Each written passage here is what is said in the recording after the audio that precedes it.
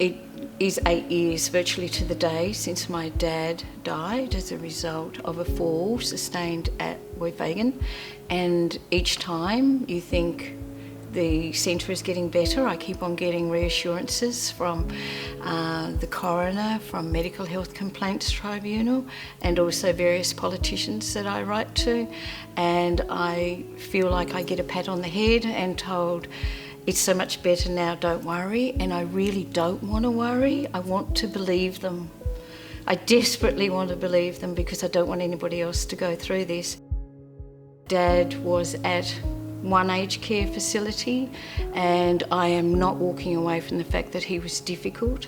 You know, he was very demanding, very anxious, and not in a good spot. And the decision was made without any consultation with us, and my sister and I were his guardians, to move him to Woyfagan. And we'd never heard of Woyfagan before, but we were like, well, if that's going to help our dad, because we knew he was not in a good place, then that's fine. We'll go to Woyfagan and see what they've got to offer. And it's a state-run facility. A lot of people don't realise that. It's a state-run facility, and Dad was placed on a continuing care order, so he was no longer our dad. He became a ward of the state virtually, and we couldn't take him out.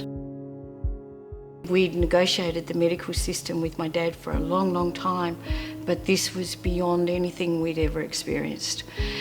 So it was a time of deep sadness because we were losing our dad. He was also very angry with us. He wanted us to take him out, and my sister and I are really law-abiding citizens. We've both had leadership positions in education, and we actually sat down with a cup of coffee and worked out how we could break him out. You know, I had it down to the timing of what we were going to do, and then we sat there and said, but what do? We can't cope with Dad. We had a family meeting about a week into Dad's stay at Woyfagan, and we were advised that they were going to try him on a new medication called quercetin, I think that's how you say it. And luckily we asked, what are the side effects? And they said increased risk of falls. And that's again where I kicked myself, because I didn't ask the next question. I didn't say, what proactive measures are you putting in place? I assumed they would. But it came out in the coronial inquest that hadn't been done. There were no measures in place, and what was sad was my dad fell at midnight and the ambulance was not called till 8 o'clock in the morning. We know from the coroner's inquest that at 5 o'clock in the morning he was checked and in significant pain. There is no record whether he received any pain medication, whether anybody checked on him, and why they waited 3 more hours to call the ambulance.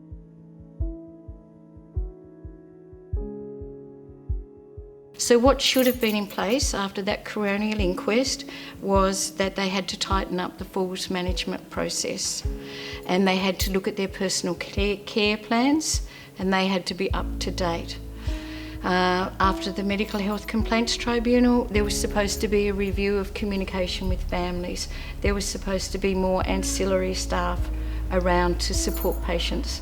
They're the things that we needed and were requested to be put in place.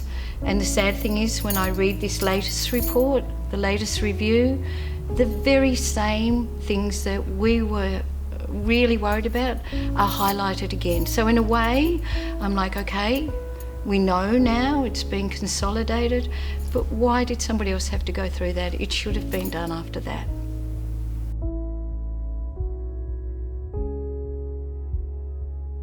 I so want to have confidence, but I don't. And I'm really worried because this could be me, it could be your family, this could happen to anyone. And with our current state, in this state, the current laws in this state, this could be repeated.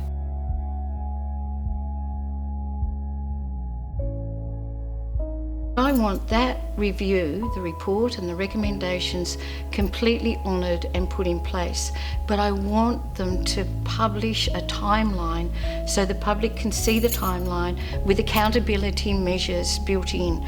I am absolutely tired of being patted on the head and giving platitudes that everything's so much better with nothing to back that up. I don't have it in for Roy Fagan. In fact, I'm their biggest advocate because I want it to be better. I'm fighting for their staff because I admire them. I think Roy Fagan would be a very difficult and complex site to work in. So I really want things to change, and I want it to be better for Roy Fagan and for that staff.